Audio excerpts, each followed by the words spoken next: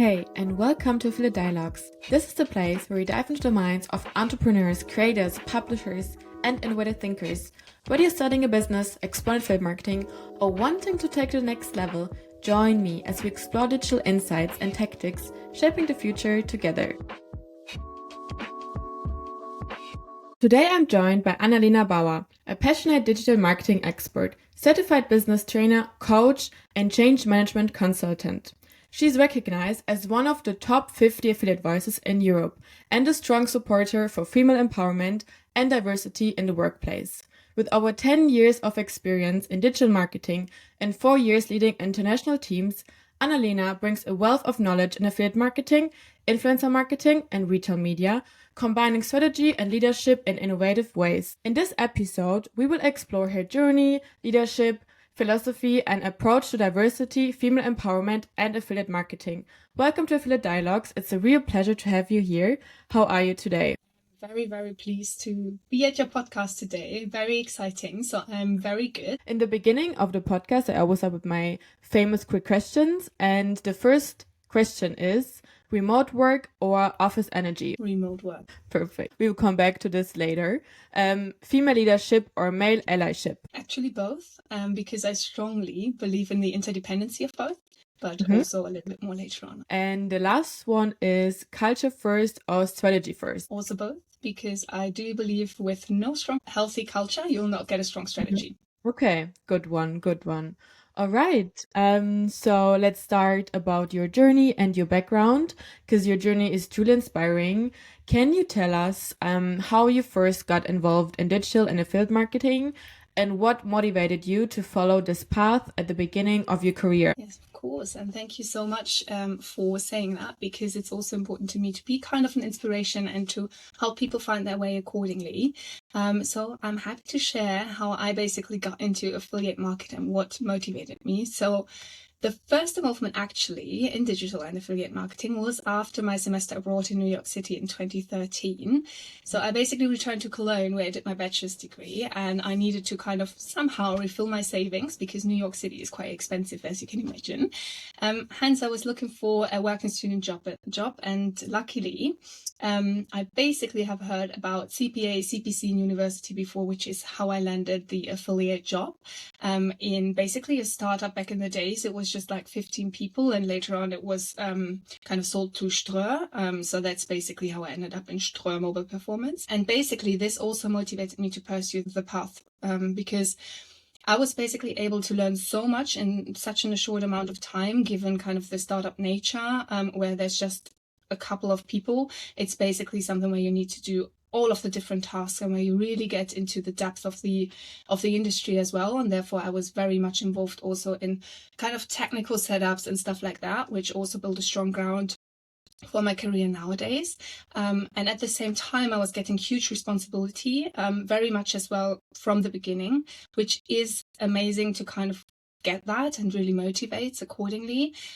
Also the fast-pacing startup vibes and the international business vibes that we had there were kind of really, really motivating. At the same time, the industry back in the days was very much male-driven, and therefore one could imagine it could have been a big challenge, but I was lucky enough to be in a team where it was always at eye level, no matter the gender.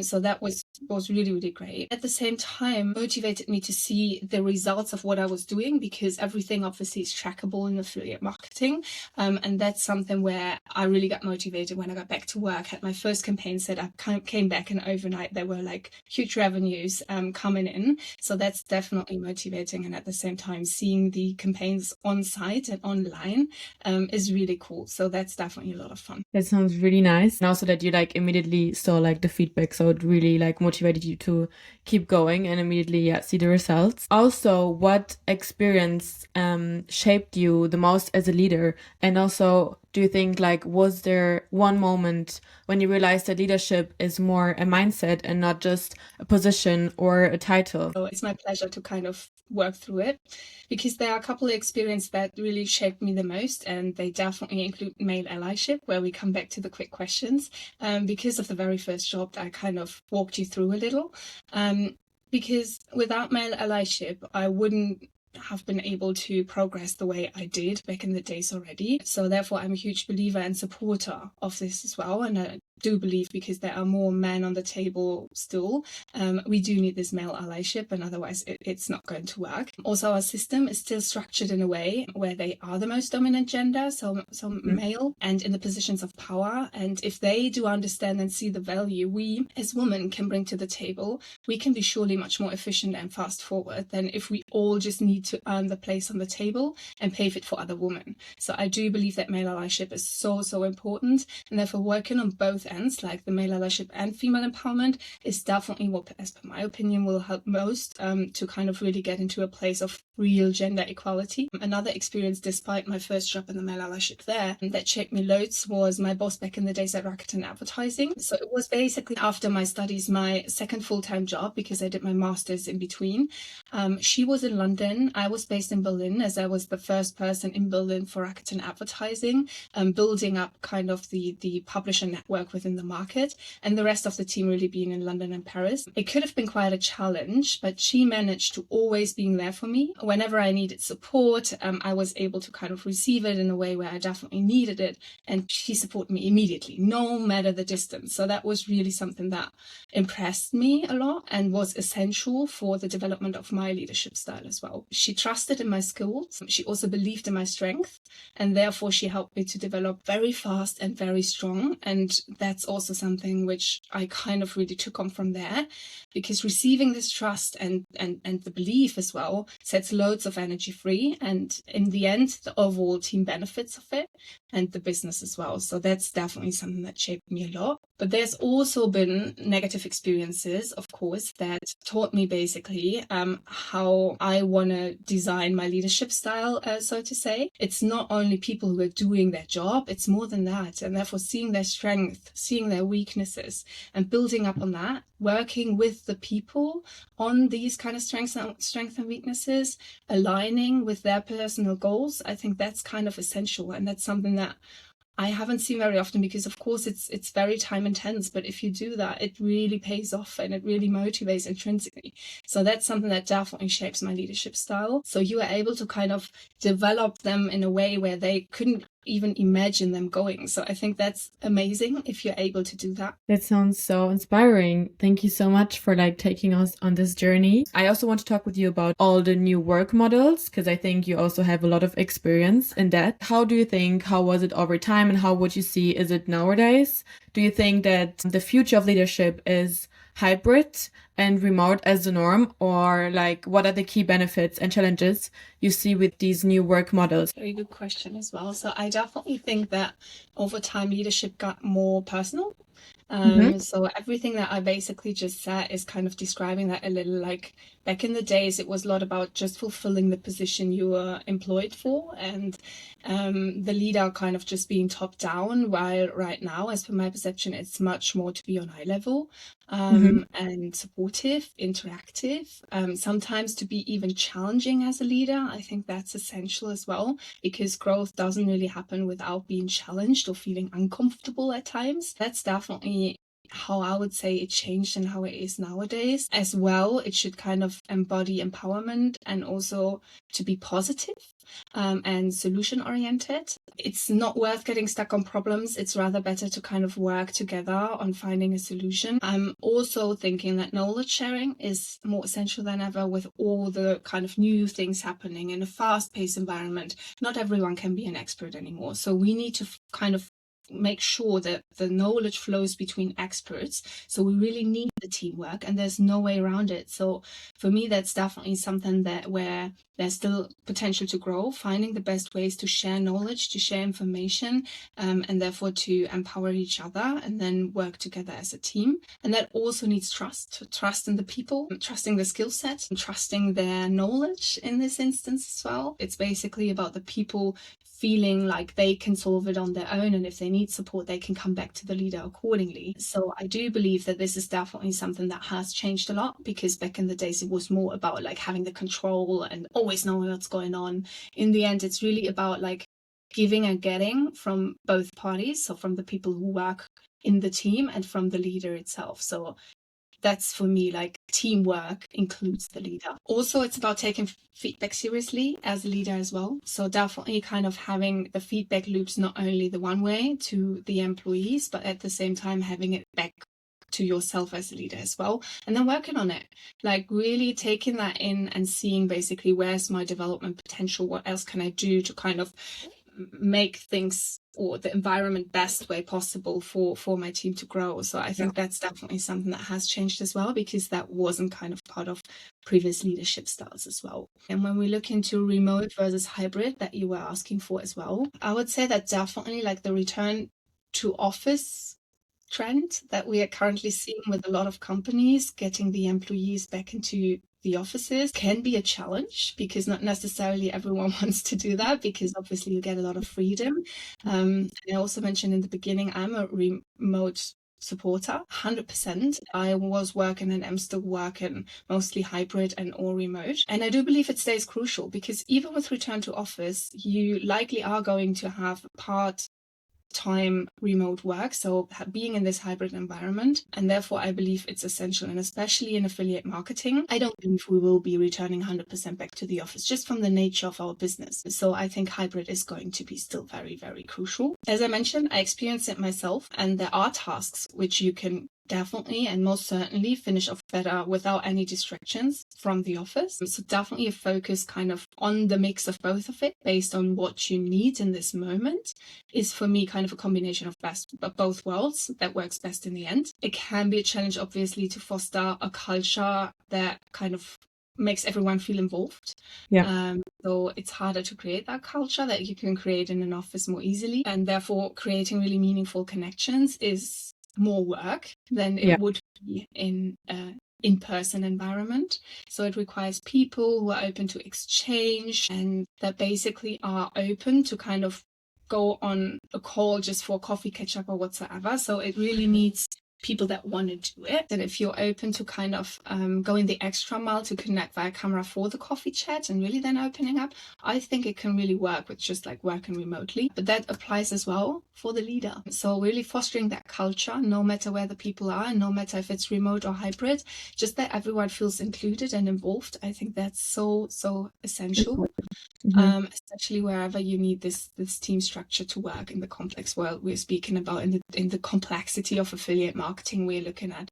I feel like it's always a very individual choice to like see what kind of person you are. As you said, like you have to reflect yourself and be okay, where am I? And then also where can I connect, or what do I want to bring to the table? I want to talk with you about now as well about like female empowerment and diversity, because you are known for advocating diversity and female empowerment. What drives your passion in these areas, and how do you integrate these principles into your daily work? Great to hear I'm known for that. Basically, both is fostered by my experiences, I would say. So also on what you've heard already, I've almost always worked in international environments, and I've learned to see the benefits of it, to be honest. So whenever I was not in an international environment, because I've also worked in kind of German corporates that are very much more German focused, I very quickly realized the disadvantage, to be honest, of the lack of diversity in this regard. Obviously, there are more kind of layers to it, but I'll get to that in a bit. But that's basically when we look really into like the diversity with regards to intercultural and internationality. That's definitely something that I noticed missing. But definitely same goes for diversity from a gender and demographic standpoint. So having mixed teams can definitely help a lot in keeping focus, getting new ideas, having structured way forward, because everyone brings their own experiences and kind of ways of working to the table. And I believe if you just have kind of, for example, just a pure female team and all in the same age or from the same culture and background, you will by far not be as creative. At the same time, it's obviously something that requires more kind of management, but I'll get into that in a little bit. Because I want to first touch on the female empowerment piece as well, and how I got to kind of really focusing on that a little more and kind of pushing that forward. I briefly already mentioned that as well on the male allyship and female empowerment, fighting for the place at the table. But I definitely was kind of getting more into that through this first position. And then also back in the days when I started my career, female empowerment was very placatively used. So it was like printed on shirts. It was overhyped, no real ground with regards to efforts on really changing something. So it was kind of a little bit burned as well, and that triggered me too, because I didn't like the way of promoting female empowerment as such, like in a way where you just print it on shirts and you go out and say like, of course I empower females and women in general and women in business. It's really about the doing for me. So therefore, I wanted to actively do something without only focusing on whatever woman it is, as long we have more people or women on the table. It was more about lifting up the women around me that I see doing great stuff, about listening and giving the woman the room that potentially didn't feel comfortable standing up for themselves. So really being the enabler. And that's what I'm still doing. So for me, it's very important to really give the credit to the people who've done the work. If it's a woman, if it's a man who doesn't kind of feel comfortable enough to stand up, that doesn't necessarily matter. In the end, it's all about like who's doing the great work, and I want to see more women on the table, and I want to see the benefit of all genders working together. And therefore, yeah, as mentioned, I don't really care where it's coming from or where you're based or if you studied or if you didn't. I only care about the skills and the motivation and power you bring to the table. And that's how I live so far with my leadership style, with when doing interviews. I don't care what kind of university is in your CV. I really just care about like, do you want to work here and why? And what's your passion? What's driving you? I always believe in a cultural and value fit. If you don't bring that, it's not going to work. Yeah. So that's basically what I do. And then integrating it in my daily work wherever I can. Wherever I get the opportunity to contribute publicly on the topic, I do. Yeah. If I have a chance to give a woman a place on a stage, for example, on the speaker slot, I'll do it. And I didn't always get this support myself. I never really did. So at the end, you then need to kind of do it yourself. And I want to make it easier for other women. So that's definitely something I'm doing. How I do that, basically, over the past year, for example, I was part of Miss Germany 25, which is not the beauty contest anymore. It's about women who empower, to really give them a platform to kind of promote that accordingly. And I was there to support the topic of diversity. I participated in a diversity event of the BVDW, so the IAB Germany this year. I try to speak regularly about it via LinkedIn to really make an impact and outline the benefits of also like interviewing potentially non-German native speakers for a job that's for a German native speaker. It can still bring so much to the table, and I've met really, really great experiences with that, with hiring people who are really engaged and motivated and do speak the language so well. So it doesn't matter if you're native German or not, as an example. And currently, I'm working with a very diverse international team. The team is based in South Africa, Denmark, Germany, France, Spain, Singapore. It's 50-50 male, female. Yeah, it's amazing. And it's fun because you get to know all the different cultures. Yeah, I find it really inspiring that you create this teamwork. And would you say, is the affiliate marketing industry already diverse, or do you think there's still like a long way to go? Because, I mean, you already create a really diverse environment, but yeah, maybe how do you think about the whole industry in general? And if you think it's not super diverse, what steps should the industry take maybe to improve more representation and equality? What are your thoughts on that? As per my opinion, there's still loads of room for being more diverse in the affiliate industry. Yeah. And I do believe that we go into the right direction, but it's still a lot to do. It's great seeing initiatives like the female affiliate professionals being kicked off and very well managed by a strong woman in the industry. So I love seeing that. I'm very supportive of that. And I do believe that this is the right step into the right direction and exactly what we need, because it's still heavily men dominated. So it's a lot of kind of very well experienced kind of men in this industry who mostly are the ones that have been like publicly seen, where I feel it's definitely something where we as women can contribute a lot to. So I got more involved into that over the past year, I would say. So, for example, on the De Mexico masterclass that we had via the BVDW, we basically had an almost completely female kind of panel just because of the skill set and the engagement we've seen. So exactly what I kind of elaborated before. Also, we are currently working on an initiative within the BVDW, and a couple of people who listen to the podcast might have heard it already. It's the APMC Affiliate Partner Marketing Cycle within the BVDW, where it's kind of focusing on giving the affiliate industry even more power and kind of working on the image that the industry has overall. And that's something where I'm also being engaged in the BVDW over the past year as well, where in the group that I manage, where we meet every 2 weeks, I usually have an active member group of 5 to 8 people contributing to it, where 60 to 70% are women, 30 to 40% are men, ranging from seniors to CMOs. So really a huge variety, which you can really see in the output. So really a lot of good things going on, where we currently work on a white paper, and that's basically something where I do see diversity being fostered and kind of pushed towards in the affiliate industry. So I would strongly advocate to join that and kind of, make sure you're getting involved in that, because I would be very happy seeing a lot of female affiliate professionals there. Though the room that's still there for growth needs to be filled. So that's basically what we need in the day-to-day. Also leveraging the men in the industry to lift us up. And that's, I do believe, something where a lot of the men are more open than ever. So look for your male ally to kind of build up on that and get your seat at the table. And I'm obviously there to support as well. So lots of room, but I feel we're going the right way, going to the right direction.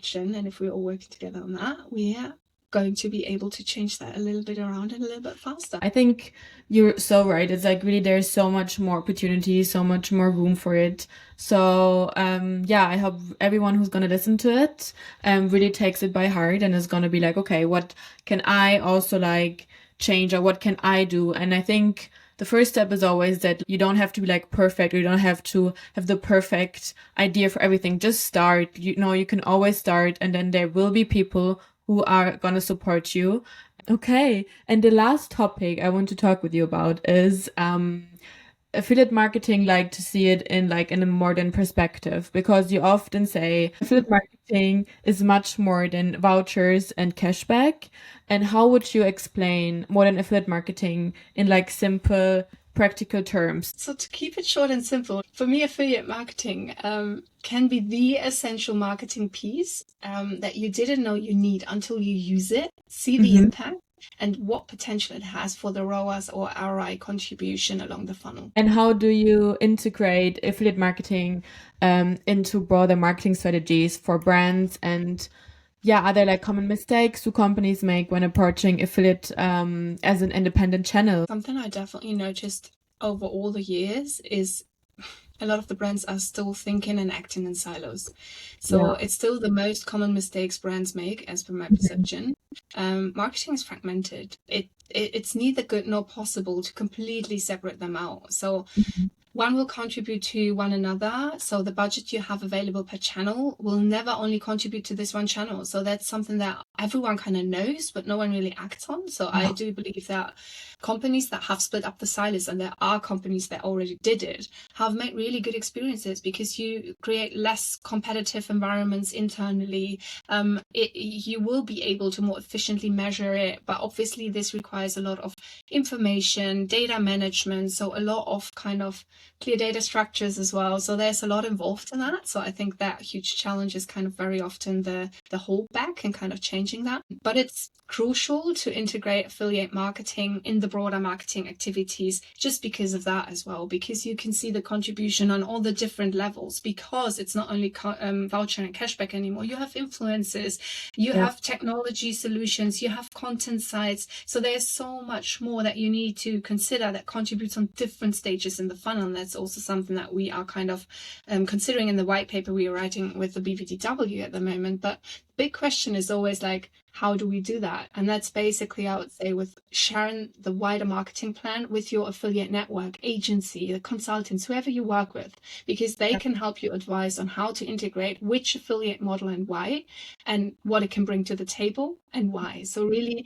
leveraging the knowledge that you have on the other side with the affiliate expert is definitely something where it's just about sharing the necessary information, the big picture, to be able to get as efficient as possible. At the same time, a common mistake when seeing affiliate is as independent is when brands invest in influencer marketing. So if we look into this as an example, and at the same time, without coordinating or speaking to one another, doing affiliate influencer marketing as well. So it's all about having the clear strategy and understanding the individual channels, because that's also something where I feel there's very often a disconnect, and that's going back to the knowledge management, right? So if you have the influencer marketing budget you invest, and then you go also in with the affiliate influencer marketing budget, it's very crucial to kind of understand where the differences are and who you invest with and why, and what's the main focuses with each of the channels, to really make sure that it's efficient what you're doing and you're not cannibalizing yourself and paying, for example, an influencer twice. So there are many ways on how you can make sure this is not doubling up. So that's just a practical example where it's definitely been seen a lot, that it would have been beneficial to not have the silos in place. Thank you so much. We had insights from so many different topics. And so, yeah, I'm going to just wrap it up. Thank you so much for sharing your knowledge and being part of today's episode. Do you have one last thing to say, one last takeaway? Stand up for yourself, search for allies, no matter the gender, no matter age, no matter the culture. Just go out there, pick your allies, and also look for inspiration, and never be afraid of reaching out to the people you feel inspiring and where you want to learn from. So thank you so much, Hannah. It was a lot of fun. I really enjoyed it. It's been a blast, really. So thank you so much for having me. Thank you so much. It's really nice to hear that. And yeah, I will see you soon. And yeah, I hope you can take Annalena's words and take this into your 2026 and create something, really nice and new. And yeah.